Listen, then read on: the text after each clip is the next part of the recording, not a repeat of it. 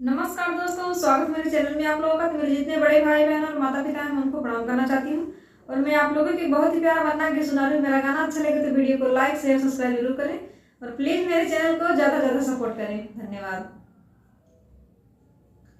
ओ फैशनदार बनना, कमरों में ताश खेले।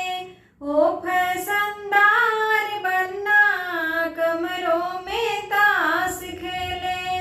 पापा के साथ खेले, मम्मी के साथ खेले। मौका लगा के बनना, बन्नी के साथ खेले। ओ फैशनदार बनना, कमरों में ताश खेले। ओ फैशनदार बनना, कमरों में ताश खेले। चाचा के साथ खेले, चाची के साथ खेले। मौका लगा के बनना, बन्नी के साथ खेले। ओ फैशनदार बनना, कमरों में ताश खेले।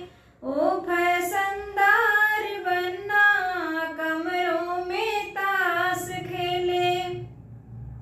भैया के साथ खेले, भाभी के साथ खेले।